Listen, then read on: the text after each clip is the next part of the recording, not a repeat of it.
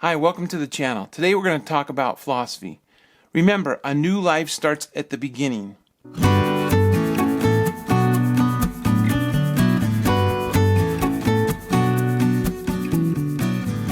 We probably don't even notice it, but we all have it. Philosophy. It's the way we approach things, whether it be our work, relationships, family, or religion. Our philosophy is usually formed without thinking about it. It starts as a child and is learned from parents, families, teachers, friends. The human brain usually believes the first thing it is exposed to and only rejects information after being confronted by convincible evidence. If we are taught the wrong things, our philosophies can be very dangerous. Destin from the YouTube channel Smarter Every Day has a very enlightening video about a bike that steers backwards. This video made a profound impact on me as I was forced to realize that once our brain has been trained to think a certain way, it's hard to think otherwise. This is why most people in the world never understood those they don't agree with. If you learn the Bible, you have to be able to make your brain comprehend ideas that would be foreign to you. Just like everything else, we are given a philosophy about how to read the Bible and understand God. Some were taught that the Bible is not to be taken literal, just some good advice. Others are taught it is 100% literal and inspired by God. Some focus on healing, others on prosperity, still others on witnessing. People of each of these persuasions are convinced they have the right approach. The real fact is they believe this mostly because it has been their initial indoctrination into the Bible and religion. Here's where I want you to clear your mind of preconceived ideas. I know from years of teaching the Bible and listening to Bible teachers that we read the Bible as modern men. We failed to read the Bible from a perspective of people who lived during most of the world's history. Let me give you an example, and once you understand this, it will start to change the way you see the Bible. This is so important I cannot overemphasize it. Let's look at Job chapter 38, 1 through 6. Then the Lord answered Job out of a whirlwind and said, Who is this that darkeneth counsel by words without knowledge? Gird up now thy loins like a man. For I will demand of thee, and answerest thou me.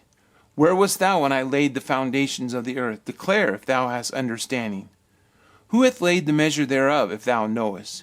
Or who hath stretched the line thereupon it? Whereupon are the foundations thereof fastened, or who laid the cornerstone thereof? Many people would just read this and think it was some outdated understanding of our world. But they would be missing the point entirely. Why? Because they see it from a modern man's perspective. From this, people would think that people back then were unlearned and lacked intelligence. It's true that they did not have the knowledge of the world that we have today, but that does not make them stupid. God is not trying to tell us the earth has a cornerstone, and anyone who believes this is just missing the point and trying to be critical of the Bible. God does not have to explain the workings of our universe to Job or in order to reveal truth. The Bible has brought truth to all people, even those with little understanding of our universe. What God was trying to tell Job, and it goes for us today, is we are to be careful about thinking we know too much. Who is this that darkeneth counsel by words without knowledge? Job probably had about as much understanding of the solar system as I do about our universe. Here is your thinking exercise for this lesson.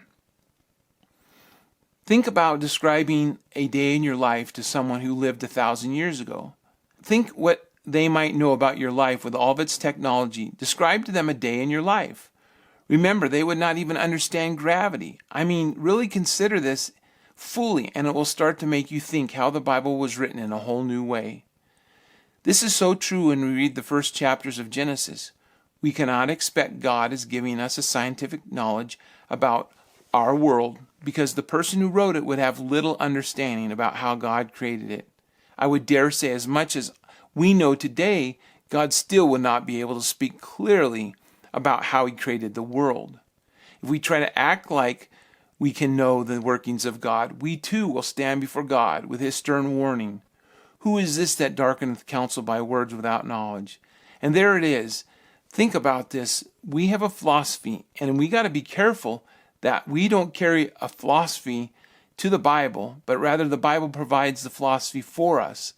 And so as we head into the next video, which I will start on Genesis chapter 1, I want us to be able to start from this point where we're ready to lay down things that we think we already know and take a fresh look at the Word of God. Because I think if you're open and you can conceive new ideas, you'll be able to see things that you never saw before.